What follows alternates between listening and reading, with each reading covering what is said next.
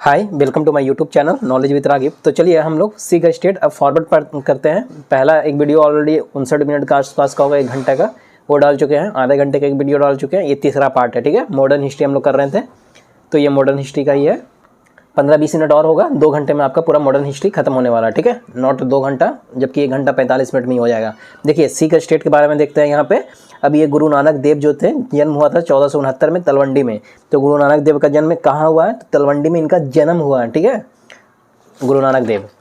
और उसके बाद देखिए ये कभी कभी आपको सीरीज दे देगा, याद कर लीजिए। गुरु नानक, तब अंगद आता है, तब अमरदास आते हैं, तब रामदास, तब अर्जुन आते हैं, तब हरगोबिंद आते हैं, तब हर राय जो है वो आते हैं।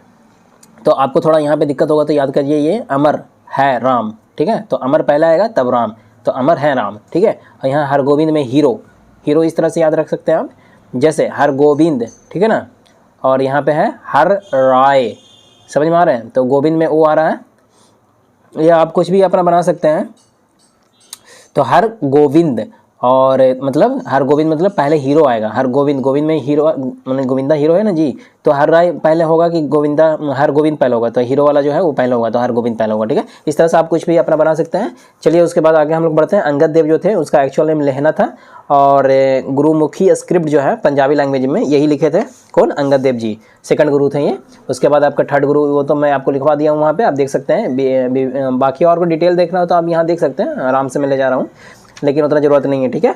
यहाँ देखिए गुरु अर्जुन, जब इसका मैं लाऊंगा ना पर्टिकुलर वीडियो यूट्यूब पे पढ़ाने के लिए, ठीक है, एकदम फेस टू फेस, तो वहाँ पे और डिटेलिंग में बता देंगे। जिस तरह से हम मॉडर्न का, ये जिस तरह से मिडिवल का पढ़ाया हूँ, दिल्ली सल्तनत, आपका मुगल वाला जो है एम्पायर, तो वो आप देख सकते हैं वहाँ पे। उसका पूरा सबका कंपाइल करके दिया गया है आपको। किसका किसका कंपाइलेशन है जी वहाँ पे? तो आपका लूसेंट का है, क्राउन का है, उसके बाद जो मेरे थ्रू नोट्स बनाया गया है, ठीक है ना, सोर्स के थ्रू, उसका 3-4 सोर्स के थ्रू बनाया गया है, उसका है। और साथ में घटना चक्र भी है, ठीक है। अब यहाँ देखिए गुरु अर्जुन, तो गुरु अर्जुन जो थे, इसको ये जो थे गुरु ग्रंथ साहिब जो है, यही आपको इन्हीं को सिरे जाता है, यही किए हैं, ठीक है। तो यहाँ पे देख सकते हैं आप।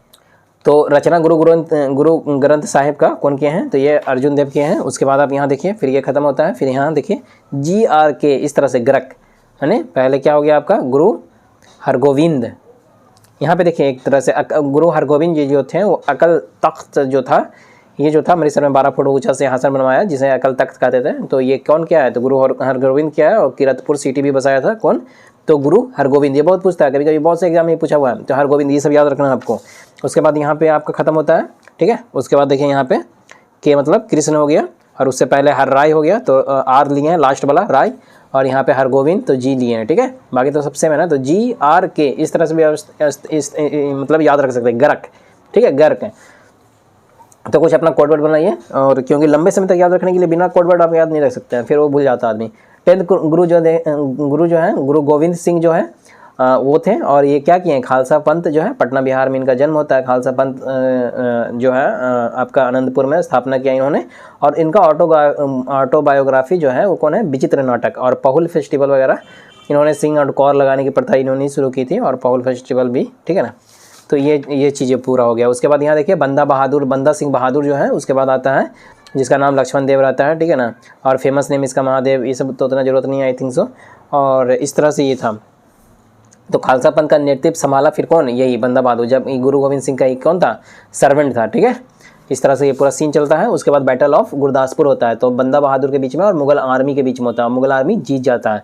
और उसके बाद यहाँ पे देखिए कपूर सिंह जो थे, वो दल खालसा जो था उसका स्थापना किया कपूर सिंह, जिसको इसी का बेटा था जस्सा सिंह अहोलिया, जो राखी सिस्टम जो था वो चलाया था, ठीक है।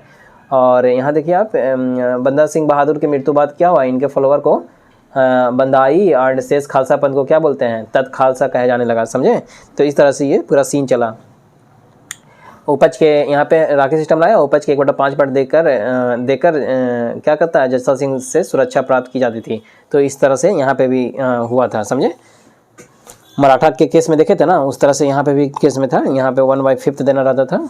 और यहाँ पे देखिए भंगी, यहाँ पे 12 सिख मिसल था। कितना है? तो कभी कभी यही पूछ देगा छोटा छोटा एग्जाम में। तो 12 था टोटल सिख मिसल, जिसमें तो भंगी मिसल जो था वो छज्जा सिंह स्थापना किया था।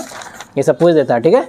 उसके बाद और कौन कौन है तो देख सकते हैं आप, अहुलुवालिया है, जसा सिंह अहुलुवालिया, रामगढ़िया, नंद सिंह, नकाई, ये सब आप देख सकते हैं, उतना इंपॉर्टेंट नहीं है, बट यहाँ सुकरचकिया बहुत इंपॉर्टेंट है, चढ़ा सिंह है और इसी का बेटा महा सिंह था और महाराजा रंजीत सिंह इसी से बिलोंग करता था, सुकरचकिया मिसल से, ठीक है। और पहला इंडिपेंडेंट रूलर ऑफ पंजाब जो था यही महाराजा रंजीत सिंह बने थे। और यहाँ से ये महाराजा रंजीत सिंह के बारे में है, यहाँ पे आप देख सकते हैं इनका जन्म जो था कहाँ हुआ था, गुजरावाल विलेज पंजाब में हुआ था और इस तरह से ये पूरा है। उतना यहाँ पे इंपॉर्टेंट नहीं है इसलिए छोड़ दें इसको। 1798 में इन्वेजन हुआ था जमन शाह का उन लाहौर पे, तो अहमद शाह अब्दाली अफगानिस्तान से आया था और अहमद शाह अब्दाली का ही बेटा जमन शाह था वो आया था, ठीक है। तो उसके बाद देखिए ये आपका पूरा खत्म होता है, उसके बाद आपका यहाँ आ जाएगा, ठीक है, ये वाला हो जाएगा। यहाँ देखिए यहाँ से फिर आपको कंटिन्यू होता है। यहाँ देखिए 1798 में इन्वेजन ऑफ जमन शाह जो हुआ तो 12 तोप वगैरह जो चिनाब नदी में के किनारे मतलब छोड़कर वापस लौट रहा था तो रंजीत सिंह, तो इसके तोप को वापस भिजवाया गया था, समझे। तो कौन सा नदी है याद रखना आपको, चिनाब है। और रंजीत सिंह का जो है ना वो कैपिटल लाहौर था, लेकिन रिलीजियस कैपिटल पूछेगा तो अमृतसर था रंजीत सिंह का। ये पूछा हुआ है बहुत से एग्जाम में पूछता है। 1805 में भंगी मिसल से छीना गया था, ये चीज़ हो गया, ठीक है। अब देखिए ट्रीटी ऑफ अमृतसर 1809 में फिर होता है, तो मिंटो 1 था और महाराजा रंजीत सिंह, तो मिंटो कौन है 1 है। और शाह सूजा जो था वो हीरा दिया था, किसको दिया था हीरा जी, तो कोहिनूर डायमंड दिया था एक्चुअली महाराजा रंजीत सिंह को, समझे, भेंट में दिया था। और ये इस यहाँ होता है। फिर लास्ट रूलर जो बनता है वो पंजाब का वो दिलीप सिंह होता है, ठीक है, दिलीप सिंह बनता है। उसके बाद पहला जो एंग्लो सिख वार जो है 45 से 46 में दिलीप सिंह, और गवर्नर जनरल जो था लॉर्ड हार्डिंग, ये जो था पंजाब का रूलर जो थे ना दिलीप सिंह थे। फर्स्ट एंग्लो सिख वार ये हार्डिंग हो गया। उसके बाद यहाँ पे देखिए यहीं पे ट्रीटी ऑफ लाहौर होता है, तो पहला एंग्लो वार में। और सेकंड एंग्लो सिख वाला जो हुआ तो पहला वाला 45-46 में हुआ, फिर 48-49 में हुआ, इसमें भी दिलीप सिंह था और इसमें लॉर्ड डलहौजी था। इसमें पहला में हार्डिंग था, दूसरा में डलहौजी था, समझ में आया। और इस तरह से यहाँ पे होता है। और ब्रिटिश ने पंजाब में अधिकार किया और इसे पेंशनर बनाकर कहाँ किया, आपको लंदन भेज दिया गया। और 1849 में दिलीप सिंह कोहिनूर डायमंड गिफ्ट किया महारानी विक्टोरिया को। अब देखिए निजाम ऑफ डेक्कन देखते हैं, हैदराबाद। यहाँ निजाम उल मुल्क चिंकलिज खान जो था वही पहला निजाम ऑफ हैदराबाद बना। उसके बाद यहाँ से आपको खत्म होता है। फिर यहाँ आइए तो इस पेज में कुछ भी नहीं है, इसमें ये याद रखना है कि 1724 में बैटल ऑफ सुकर खेरा होता है जो कि मवारिज खान और निजाम उल मुल्क के बीच होता है और ये जीत जाता है निजाम उल मुल्क। तो आपको ये याद रखना है ना कि डेट क्या है कि कभी कभी अरेंज करने के लिए दे देगा, खेड़ा, सुकर खेड़ा, पाल खेड़ा, ठीक है। तो 1724 में ये हुआ था।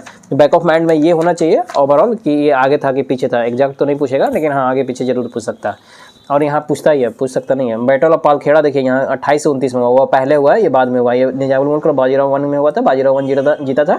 बाजीराव 1 को ही बाजीराव बल्लार बोलते हैं। और शिवगांव का ट्रीटी और ये वो जो है ना वो आगे आएगा, मैं बता दूंगा अच्छे से उसमें भी। और बड़ी संपत्ति मतलब वही हुआ यहाँ पे पालखेड़ा के युद्ध के बाद हैदराबाद लूटी। 1728-29 में शिवगांव की ट्रीटी हुई और दोनों बीच क्या हुआ, मराठा इसके तहत निजाम से सरदेश मुखी और चौथ वसूल किया, समझे, किससे, मराठा इसके तहत निजाम से किया था, समझ में आया। तो यही युद्ध के बाद उसके बाद यहाँ पे देखिए ट्रीटी के बाद आई थिंक, और यहाँ पे ये हुआ। उसके बाद इस तरह से ये चीज़ें चली, आप देख सकते हैं। और फिर जाट स्टेट में आप देख सकते हैं इस तरह से हुआ। फिर गोकुल जाट रहा, फिर राजा राम जाट रहा, ठीक है ना। जला दिया था ये अकबर का जो कब्र है ना, तो अकबर का कब्र से उसको निकाल के लाश को जला दिया था, ये राजा राम था।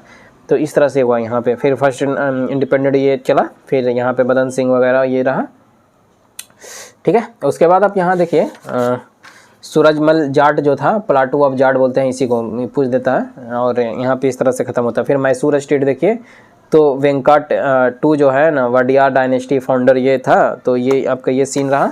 उसके बाद यहाँ पे जो था नैनराज और देवराज जो था इसके सेवा में काम हैदर अली करता था, इसी के सेवा में।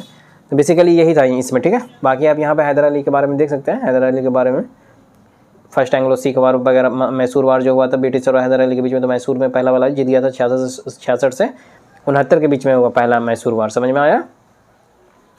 तो ये इस तरह से है, ठीक है। उसके बाद यहाँ पे देखिए फिर यहाँ पे ये देख लीजिए आप कौन ब्रिटिश था, कौन ट्रीटी ऑफ मद्रास 69 में, तो यहाँ पे हैदर अली और जनरल स्मिथ के बीच में हुआ था। तो ब्रिटिश का आर्मी चीफ जनरल स्मिथ था और हैदर अली जो था अटैक किया था, डिफीटेड किया था, हरा दिया था। सेकंड एंग्लो मैसूर वार जो हुआ तो उसमें ब्रिटिश का आर्मी चीफ कौन था, आयरकुट था, ठीक है ना। और ये एक्चुअली EYRE होगा, आई थिंक सो, गलत लिखा हुआ है। Warren Hasting governor general Bengal का था वारेन हेस्टिंग उस समय। और हैदर अली का बेटा उस समय टीपू सुल्तान था। और इस युद्ध में ट्रीटी ऑफ मैंगलोर होता है। टीपू सुल्तान और ब्रिटिश आर्मी चीफ जो था उस समय यहाँ पे ये था ब्रिटिश का जॉर्ज मैकार्टानी। और थर्ड एंग्लो वार जो होता है 90 से 92 के बीच में होता है। ये कब होता है, 80 से 84 के बीच में, 90 से 92 के बीच में होता है ये। तो रूलर टीपू सुल्तान और मैसूर का था। और यहाँ पे लॉर्ड कार्नवालिस था और यहाँ पे आर्मी चीफ में मिडोज था।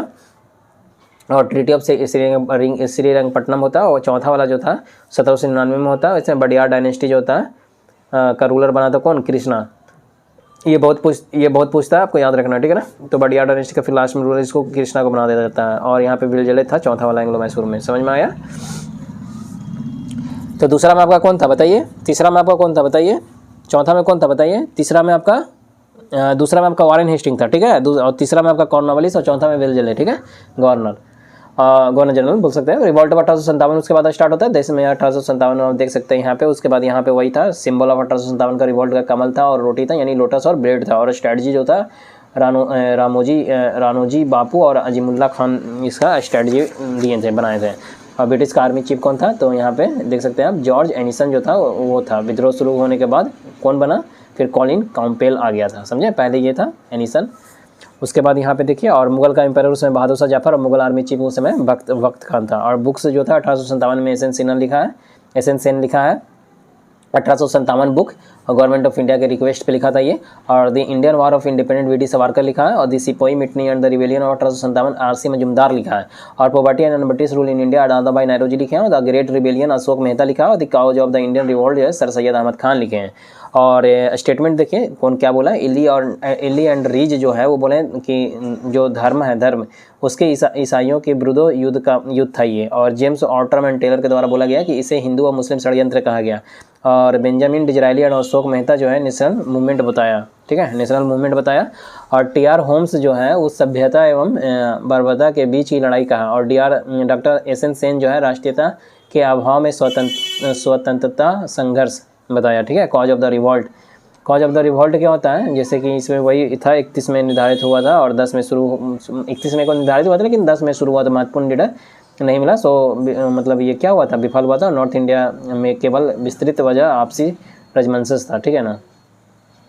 तो ठीक है, ये आप देख सकते हैं। बेसिकली हम लोग मेन पॉइंट पे आते हैं। पॉलिटिकल एंड एडमिनिस्ट्रेशन रीजन में देख सकते हैं आप कि governor general of the Bengal Lord Wellesley ने स्टार्ट किया सब्सिडरी अलायंस वगैरह, और इस तरह से ये पूरा चला। पहला स्टेट जो था एक्सेप्ट करने वाला वो हैदराबाद 98 में किया था। और फिर उसी तरह से फिर मैसूर वगैरह आया और फिर तंजौर वगैरह देख सकते हैं। मैसूर 99 में, फिर तंजौर 99 में, फिर भोंसले 3, उससे पहले अवध किया 1 में, और फिर पेशवा 2 में, और 3 में भोंसले, और सबसे लास्ट में सिंधिया 1804 में किया। तो याद रखना है। और सबसे पहले हैदराबाद 1798 में सब्सिडरी अलायंस वेलेस्ली लाया था, ये आपको याद रखना है, ठीक है। 48 से 56 में भारत का गवर्नर जनरल जो थे लॉर्ड डलहौजी बना। और इसने क्या किया, डॉक्ट्राइन ऑफ लैप्स लाया, यानी हड़प की नीति लाया था। कौन, किसका था, डलहौजी का था। उसके बाद यहाँ देखिए सजा सब उड़ जाना, एक तरह से ये पूरा आपको याद रखना है। देखिए कैसे याद रखना है। सेकंड एंग्लो सिख वार जो हुआ था, दिलीप सिंह गवर्नर लंदन 1849 कोहिनूर भेंट दिया था, ये तो आपको मालूम है। उसके बाद ये देखिए इस तरह से हड़पा गया था। हड़पने वाला जो राजनीति डॉक्ट्राइन ऑफ लैप्स जो लाया था डलहौजी, तो पहले सतारा को हड़पा, फिर संबलपुर, फिर जैतपुर, फिर बाघाट, फिर उदयपुर, झांसी, नागपुर, अवध, और फिर करौली को भी। अवध को लास्ट में हड़पा था 1856 में। तो वही है सजा सब उड़ जाना। S for Satara, J for Jaitpur, S for थोड़ा सा यहाँ पे लगता है, देखिए ये दोनों का सेम डेट है 49, ठीक है ना। और फिर संबलपुर हो जाएगा, SB मतलब J से जैतपुर, SB मतलब संबलपुर हो गया। उड़जाना में क्या हो गया, उदयपुर हो गया। और UD से उदयपुर हो गया, J से झांसी हो गया, और N से नागपुर हो गया, और A से नाम है, N से नागपुर, और A से अवध। समझ में आ गया। और इसी तरह से और उसके बाद सबसे ज़्यादा अवध को हड़पने में हुआ, मतलब दिक्कत हुआ था आई थिंक। और सबसे ज़्यादा बवाल मतलब जिसे हुआ था, दिक्कत हुआ था अवध को हड़पने में हुआ। वाजिद अली शाह कुशासन का आरोप लगाकर वाइफ का कुशासन लगाकर ये किया था, और वाइफ, और यहाँ पे देखिए हड़पा था। और इसका वाइफ था वाजिद अली शाह का वाइफ बेगम हजरत महल था, लखनऊ से विरोध की थी ये एक्चुअली, ठीक है ना। तो ये था। तो अवध को मल बोलते हैं ना, तो मल प्रैक्टिस के थ्रू उसको हड़पा गया था। और इस तरह से ये था। उसके बाद आपको अगर ये सब देखना है, पढ़ना है, तो आप ये आराम से पॉज करके पढ़ सकते हैं, ठीक है। मेन पॉइंट पे हम लोग जाते हैं, ये सब भी आप देख सकते हैं, पढ़ सकते हैं अगर पढ़ना है तो, ठीक है। इकोनॉमिक रीजन वगैरह, न्यू रेवेन्यू पॉलिसी, ये सब। उसके बाद हम लोग मेन पॉइंट पर आएंगे, ठीक है। ये सब आप देख सकते हैं एक बार अगर आपको देखना है, पढ़ना है तो। उसके बाद ये भी देख सकते हैं आप, देखिए just wait minute, now you can see properly. और उसके बाद यहाँ देखिए 1857 में क्या हुआ कि ब्राउन बेस वाला जो सिस्टम चला था वुडन राइफल था, और यहाँ पे इनफील्ड राइफल जो था इम्प्लीमेंट ब्रिटिशर्स, और बुलेट के कार्टिलेज मतलब गाय और सुअर की चर्बी से बना। तो इसी पे क्या हुआ था 29 मार्च 1857 को मंगल पांडे जो था 34वां नेटिव इन्फेंट्री से बिलोंग करता था, उसी बटालियन का नाम था, एक तरह बटालियन का नाम था। बैरकपुर में ये वाला चीज़ देखने को मिलता है, जो कि कहाँ है, बैरकपुर कैंट, वेस्ट बंगाल में। और लेफ्टिनेंट बॉग उस समय था, जोर ज़बरदस्ती मतलब मजबूर कर रहा था कि भाई तुम ये कर लो और ऐसे करके मतलब वो करो, मतलब यूज करो, जो कि उसमें सुअर और गाय का से बना हुआ था। सो गुस्सा आया तो मंगल पांडे गोली मारकर हत्या कर दिया था और अरेस्ट कर लिया गया था इसको 8 अप्रैल 1857 को। तो ये वाला सीन कब हुआ? 29 मार्च 1857। तो ये याद रखना है, डेट पूछ देता है। और फिर मेरठ वाला सीन जो हुआ था 10 मई 1857 में, ये चीज़ आपको देखने को मिलेगा। और 24 अप्रैल 1857 एक्चुअली 10 मई 1857। और ये 3rd नेटिव इन्फेंट्री था, ये 34 नेटिव इन्फेंट्री था, ठीक है। और कदम सिंह वगैरह 10 मई 1857 को कदम सिंह के नेतृत्व में ब्रिटिश पे गोली चलाया था, समझ में आया? तो ये याद रखना है नाम। उसके बाद आपको ये देखना है तो आप देख सकते हैं, ठीक है। उसके बाद यही सारा सीन यहाँ पे चला था। और उसके बाद कौन कहाँ से लीड किया ये देख लीजिए। मेरठ से कदम सिंह लीड कर रहा था, दिल्ली से बहादुर सिंह जफर के आर्मी चीफ भगत खान कर रहा था। तो यहाँ पे रिवॉल्ट को कंट्रोल कौन कर रहा था? तो कैम्पबेल यहाँ से कर रहा था मेरठ वाला। दिल्ली वाला निकोलसन और हुडसन कर रहा था। और अम्बाला से राव तुलाराम था, तो निकोलसन और हुडसन यहाँ से भी कर रहा था। और मथुरा से देवी सिंह यानी कॉलिन कैम्पबेल क्या था। और कानपुर से नाना साहब यानी एक्चुअल नेम इसका धोंधुपत था। और टाटिया तोवे जो था उसका एक्चुअल नेम रामचंद पांडुरंग था, यहाँ से भी कैम्पबेल था, ठीक है। उसके बाद यहाँ देखिए आप जगदीशपुर जिसको आरा बोलते हैं, वहाँ से कुंवर सिंह जिसका विलियम टेलर कर रहा था कंट्रोल। और झांसी जो था यहाँ से लीड कर रहा था रानी लक्ष्मीबाई, जिसको कंट्रोल करने वाला कैप्टन हुरुज था। इसी को बोला था सोती हुई, कुछ ऐसा स्टेटमेंट दिया था झांसी के बारे में यही हुरुज, कि ये सोती हुई मतलब समझिए कि एक तरह से मतलब बहुत ही मतलब इसको महत्व दिया गया था, इंपॉर्टेंस दिया गया था, बहुत ही मतलब एक पावरफुल बताया गया था झांसी को, ठीक है।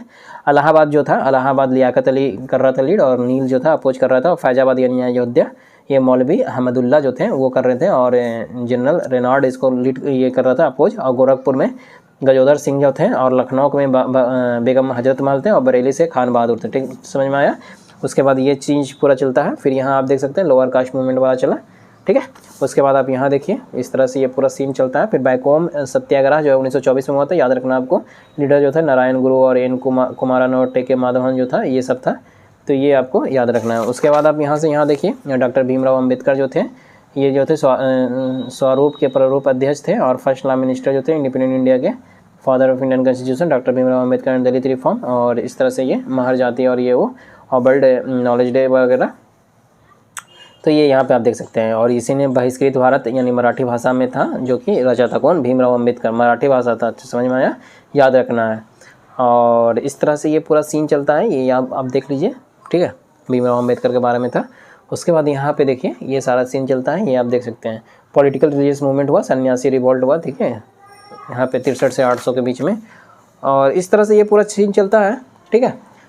और यहाँ आप देख सकते हैं फ़कीर मूवमेंट आया, बंकिम चंद्र चटर्जी, ये जो यहाँ पे ये चीज़ बताया जा रहा है एक्चुअली आनंद मठ में कौन लिखा है? तो बंकिम चंद्र चटर्जी। और वंदे मातरम यहीं से लिया गया था, समझे। सन्यासी रिवॉल्ट का ही इसमें एक तरह से पार्ट था, ठीक है। इसमें मतलब देखने को मिलेगा आपको।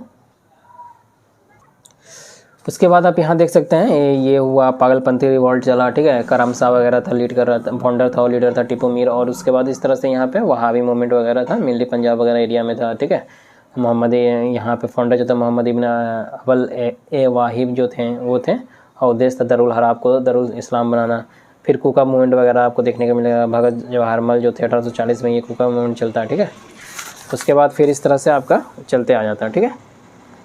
ये आपको अपडेट कर देंगे हम उसमें से भी, ठीक है। आई होम रिवॉल्ट जो था 1828 में हुआ था असम ट्राइबल में। उसके बाद यहाँ पे हुल मूवमेंट वगैरह संथाल मूवमेंट को ही बोलते हैं। और होम का गोमदर जो था, गोमदर कुमार, वो लीड कर रहा था। यहाँ पे आपका ये चला। और जैसे संथाल रिवॉल्ट जो था हुल मूवमेंट बोलते हैं, इसमें ट्राइबल मूवमेंट था। और ये जो है दमन कोई कहा गया, और मेन लीडर जो था सिद्धू एंड कानू ने तय किया।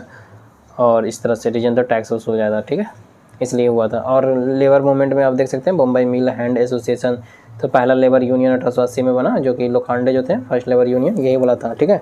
Madras labour first actual union मतलब लेबर यूनियन जो था यही था, पहला एक्चुअल ये बना था 1918 में, बीपी वाडिया पहला एक्चुअल लेबर यूनियन ये हुआ था। फिर ऑल इंडिया ट्रेड यूनियन जो हुआ 1920 में हुआ NM जोशी के थ्रू। और अहमदाबाद टेक्सटाइल वाला जो हुआ था 1918 में गांधी जी के थ्रू हुआ था। और इंडियन ट्रेड यूनियन फेडरेशन 1929 में NM जोशी के थ्रू ही हुआ था, ठीक है। उस तरह से आप यहाँ पे देख सकते हैं Indian federation of labour union, फिर MN Roy, United trade union Congress जो था KT शाह, इस तरह से ये फिर हुआ। फिर पहला जो 1881 में पहला फैक्ट्री एक्ट था लॉर्ड रिपन था, ठीक है ना। और 1991 में 10 साल बाद सेकंड फैक्ट्री होता है, ठीक है, जो कि लंच डाउन था। और यहाँ पे 7 वर्ष से कम बच्चे को कारखाने में मतलब काम करने से प्रतिबंध था और महीने में 4 अवकाश होता था। और ये सप्ताह में 1 दिन जो था अवकाश होता था, सप्ताह में 1 दिन, ठीक है। और 9 वर्ष से मतलब सप्ताह में 1 दिन मतलब समझ रहे हैं ना, महीना में यहाँ 4 दिन हो रहा था, कभी कभी सप्ताह में 5 दिन आ सकता है कि नहीं, संडे बताइए, तो उस हिसाब से। और 9 वर्ष से कम बच्चों से कार्य करना प्रतिबंध था और दिन में मैक्सिमम 11 घंटा ही काम किया जाता था। इस तरह से चीज़ें थी। फिर यहाँ देखिए पीजेंट मूवमेंट आया, फिर इंडिगो रिवॉल्ट 1859 से 60 बंगाल वाला एरिया में ये होता है। और विष्णु विश्वास जो था, दिगंबर विश्वास जो था, इसका लीडर थे। और दीनबंधु जो थे वो नील दर्पण, इसमें दीनबंधु जो था मित्र नाटक, ये नील दर्पण बिहार में पहला सफल किसान आंदोलन यही था और इसमें चर्चा है ये रिवॉल्ट में, ठीक है। नील दर्पण किस चीज़ का, नील दर्पण में मतलब हमको देखने को मिल जाएगा इंडिगो रिवॉल्ट के बारे में, समझे। हिंदू पैट्रियट जो था न्यूज़ पेपर, वो SC मुखर्जी, हरिचंद्र मुखर्जी जो थे, वो इस भी वर्णन किया है इस रिवॉल्ट को हिंदू पेट्रियट में।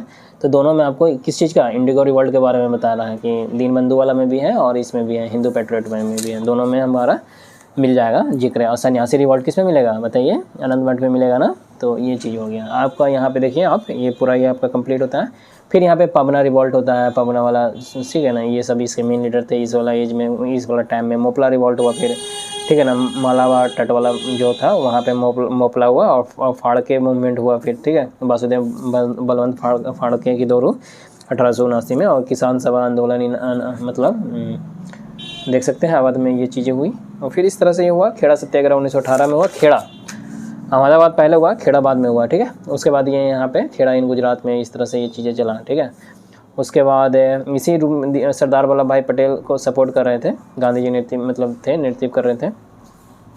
और सरदार वल्लभ भाई पटेल यहाँ पे सपोर्ट कर रहे थे। लेकिन बारडोली सत्याग्रह 1928 में जो हुआ था, इसमें बारडोली इन सूरत में गुजरात से स्टार्ट हुआ ये मूवमेंट, ठीक है। बारडोली इन सूरत गुजरात से स्टार्ट हुआ ये मूवमेंट। तो ये इसमें एक्चुअली ना जो मतलब सरदार वल्लभ जो थे ये मतलब ये लीड कर रहे थे, समझे, ये लीड कर रहे थे। उसके बाद यहाँ आप देख सकते हैं फिर फीमेल लोग भी इसमें पार्टिसिपेट की थी, बारडोली में की थी कि नहीं, तो हाँ की थी। महत्वपूर्ण रूप से भाग लेने पे गांधी इनको क्या दिया था, सरदार का टाइटल दिया था। एक्चुअली पूरा लोग के थ्रू, फीमेल वुमेन के थ्रू यहाँ पे दिया गया था ये टाइटल।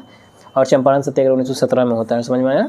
तो ये चीज़, और 3 कटिया 3/20 और नील की खेती और चंपारण बिहार, इस तरह से ये सीन पूरा चलता है, ठीक है। कारखाना बंदी तो आप जानते ही होंगे, ये सारा पूरा ये सीन एक बार देखना है तो देख सकते हैं। और राजकुमार शुक्ला इसमें नाम यही निमंत्रित किया था 1917 में गांधी जी को। उसके बाद यहाँ आप देखिए, उसके बाद इस तरह से ये सीन चलता है। 25% कर में कमी कर दिया गया था। सो रविन्द्रनाथ टैगोर जो था टाइटल गेव महात्मा गांधी का दिया गांधी को, ठीक है ना। तो रविन्द्रनाथ टैगोर ने टाइटल दिया था महात्मा का टाइटल गांधी जी को, ठीक है, तब से महात्मा गांधी हो गया। तो ये तो महात्मा का टाइटल कौन दिया, रविन्द्रनाथ टैगोर। किस में दिया, चंपारण सत्याग्रह में, ठीक है। राजकुमार शुक्ला बुलाया था, इन्वाइट किया था, ये हो गया आपका। उसके बाद यहाँ देखिए कॉन्स्टिट्यूशन हिस्ट्री ऑफ इंडिया में कंपनी का रूल और क्राउन का रूल। तो कंपनी का रूल 1773 रेगुलेटिंग एक्ट और 1947 से इंडिपेंडेंट तक चलेगा कॉन्स्टिट्यूशन हिस्ट्री। तो कंपनी रूल और ये, तो यहाँ पे एक्ट ऑफ 1786 होता है, गवर्नर जनरल जो थे, और बंगाल गॉट द पावर, और इस तरह से ये पूरा सीन चलता है। आप इसको एक बार पॉज करके पढ़ भी सकते हैं, ठीक है। जो इंपॉर्टेंट रहेगा उसको हम हाईलाइटेड करेंगे। फिर चार्टर्ड एक्ट ऑफ 1793 जो है ये आपको देखने को मिलेगा। फिर यहाँ पे देखिए आप, एक्चुअली यहाँ पे आई थिंक सो हाईलाइटेड क्या हूँ शायद। यहाँ देखिए 21 अप्रैल 1797 में ICS का एस्टेब्लिशमेंट होता है। और चार्टर एक्ट 1813 में आता है। क्रिश्चियन मिशनरी वाला अराइव्ड होता है। और ट्रेड मोनोपोली जो होता है, ये सब आप जानते होंगे।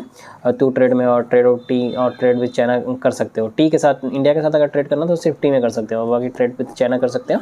और 1 लाख सेक्शंस के ₹1000 per annum section for education. और चार्टर एक्ट 1833 फिर आता है। और फिर ये इस तरह से पूरा चलता है आपका कहानी, ठीक है। उसके बाद फिर यहाँ देखिए ये पूरा ये सीन चला। उसके बाद फिर चार्टर एक्ट 1853 आया, रिटन एग्जामिनेशन वाला।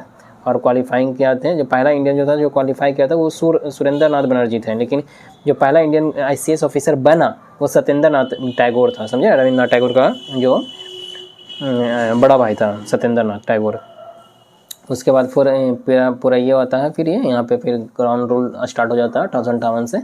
और पूरा ये आपका यहाँ पे चलता है। उसमें PM कौन था, पेमिस्टन PM थे। और इस तरह से ये पूरा सीन चलता है। आप एक बार पॉज करके चाहते हैं पढ़ना तो पढ़ सकते हैं, ठीक है।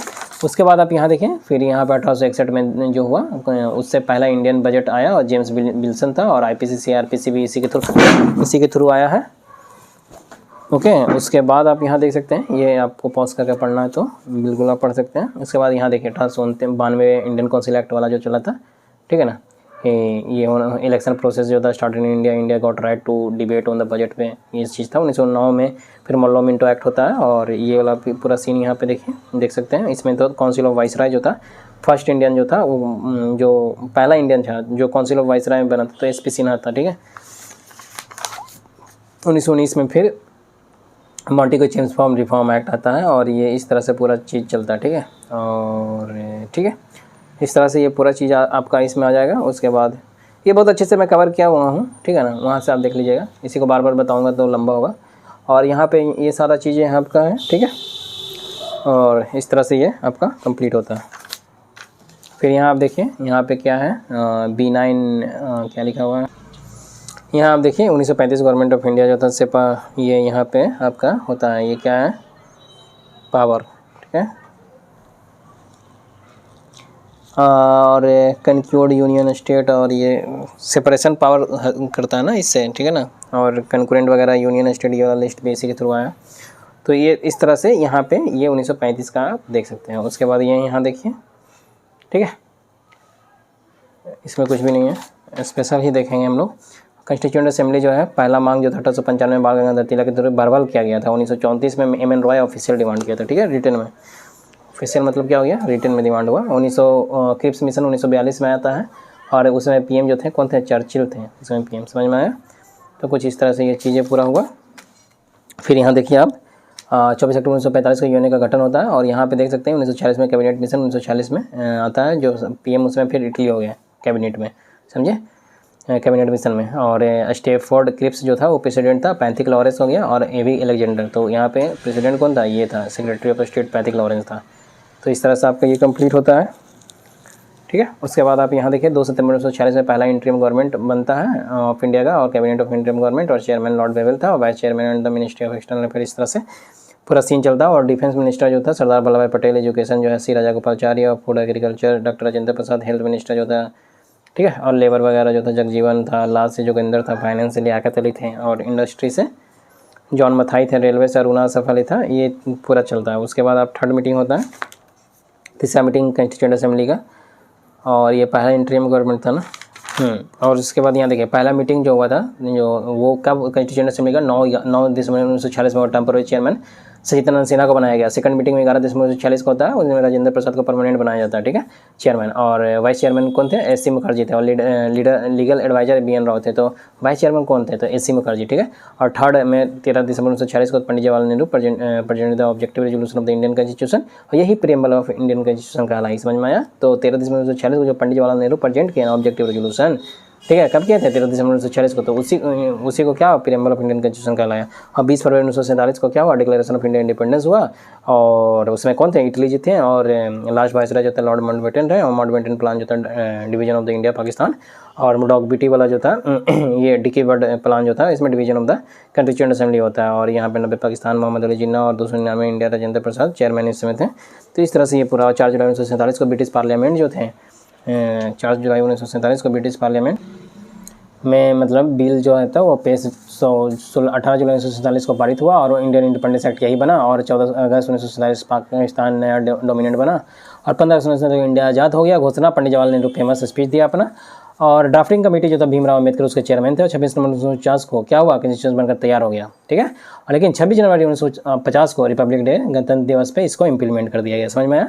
बना कब, 26 नवंबर 1949 को बना, लेकिन इम्प्लीमेंट कब हुआ, 26 जनवरी 1950 को। 26 जनवरी 1930 को पहली बार हम लोग इंडिपेंडेंट बनाए थे, इसलिए ये चीज़ यहाँ पे हुआ। तो कॉन्स्टिट्यूशन डे का डेट क्या है, 26 नवंबर है, ठीक है। अब यहाँ पे देखिए ये पूरा चीज़ आपका चलता है, मेकिंग ऑफ कॉन्स्टिट्यूशन यहाँ पे होता है। 29 अगस्त 1947 को ड्राफ्टिंग मतलब बैठक होता है ना, तो ड्राफ्टिंग कमेटी में 7 मेंबर टोटल थे, और B.R. अम्बेडकर जो थे चेयरमैन थे, और बाकी अदर मेंबर जो थे खैतान थे, D.P. खैतान जिसका डेथ हो गया था। इसके जगह पे कौन आया, T.T. कृष्णा जो है मचारी बना था। फिर B.L. मित्तर जो रिजाइन किया तो महादेव राय आए, और K. मुंशी थे, मोहम्मद सदौला थे, गोपाल स्वामी अयंगर थे, कृष्णा स्वामी अयंगर थे, ठीक है। फिर आप देख सकते हैं कि economic impact of British empire, इस तरह से पूरा ये आपका सीन चलेगा, ठीक है। उसके बाद यहाँ आप देखिए लैंड रेवेन्यू सिस्टम जो है, फिर यहाँ पे ये है लैंड रेवेन्यू, जैसे लैंड रेवेन्यू सिस्टम ब्रिटिश में तो परमानेंट सेटलमेंट जो था, तो परमानेंट या जमींदारी सिस्टम बोल लीजिए, तो सूर्यास्त कानून भी बोलते हैं, या फिर इसको 10/11 इसमें देना रहता था। 1793 में आया था, कॉर्नवालिस के समय आया था, 19% रहता था। रैयतवाड़ी सबसे ज़्यादा था 51%। महलवारी सिस्टम में आप देख सकते हैं रैयतवाड़ी में कौन था, यहाँ कॉर्नवालिस था, स्टार्ट किया था, 19% देना रहता था पे था। और 1820 में थॉमस मुनरो जो था शुरू किया था। कौन सा महलवारी, कौन सा पे कहाँ जा रहे हैं यार, रैयतवाड़ी देखिए यहाँ पे। रैयतवाड़ी में ये था ना 1820, 51% थॉमस मुनरो था रैयतवाड़ी में, समझे। और महलवारी में कौन थे, महलवारी में आपके ये विलियम बेंटिक 1833, ठीक है। महलवारी में ये लॉर्ड विलियम बेंटिक 30% लैंड का टोटल ब्रिटिश एरिया को। और यहाँ पे परमानेंट वाला सेटलमेंट में जो था ना, ये कॉर्नवालिस था पहला वाला में, ठीक है। तो बता ही दिया आपको 19% था, ठीक है। तो रैयतवाड़ी में आपको याद रखना है कौन, 51% थॉमस मुनरो। तो ये था। अब यहाँ रेवेन्यू देने की जिम्मेदारी जमींदारों की थी, जो भूमि का अधिग्रहण किया करते थे, ठीक है। लेकिन दूसरा में यानी रैयतवाड़ी में इसमें लगान और राजस्व जो प्रत्यक्ष रूप से किसानों के द्वारा दिया जाता था, समझे, जो भूमि के वास्तविक मालिक थे। और इसमें जो था लगान चुकाने की जिम्मेदारी एक महल यानी गाँव की हुआ करती थी, ठीक है। मिलकर लगान देना होता था, समझे, इस तरह से होता था।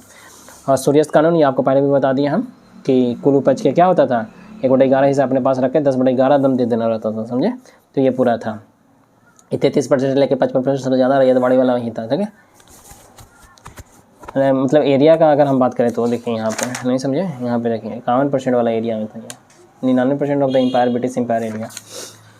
अब यहाँ पे आइए, पहला फैक्ट्री वाला रिपन में था, ये पहले भी हम लोग डिस्कस किए हैं। और फिर ये पूरा, फिर कॉन्स्टिट्यूशनल हिस्ट्री ऑफ इंडिया आता है, 1600 चार्टर और 15 ईयर ट्रेड देने के लिए था। Elizabeth 1 BC British east India company actually 30 दिसंबर 1600 में, और इस तरह से बनता है, ठीक है। जब था तो पूंजी कैपिटल का कितना था, 33 पाउंड, इतना ही था, समझे।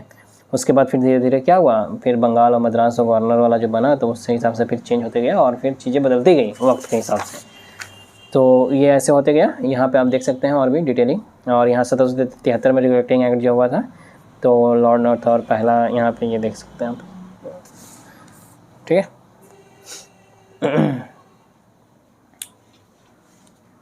फिर 1781 एक्ट ऑफ सेटलमेंट आता है। फिर यहाँ पे देखिए 1784 में पिट्स इंडिया एक्ट आता है। कब आता है, 1784 में, डायरेक्ट डेट वुड भी पूछ देता है, तो ये सब याद होना चाहिए। फिर यहाँ 1793 में सोशल रिलीजियस मूवमेंट हुआ, हिंदू रिफॉर्म मूवमेंट।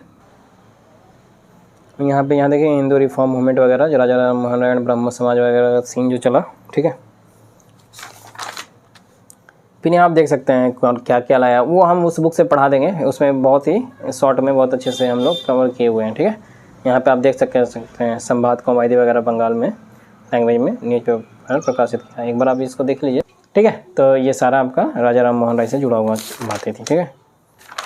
और उसी तरह से यहाँ पे भी टाइटल वगैरह, ठीक है, कवर टू दिया था राजा का, बताया पीछे भी बताया था आपको, एक्सपेंशन ऑफ ब्राह्मण समाज द्वारा के अंदर टैगोर, इस तरह से चीज़ें रहेगी। और यहाँ देख सकते हैं